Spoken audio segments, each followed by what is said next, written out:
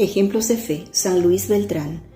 Nació en Valencia, España, en 1526. Ingresó a la Orden de los Dominicos a los 18 años, destacando por su humildad, su espíritu penitente y su amor ardiente por la salvación de las almas.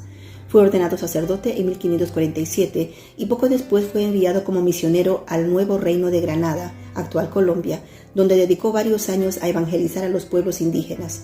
Aprendió sus lenguas, vivió entre ellos con sencillez y gran caridad, y se ganó su confianza por su vida ejemplar.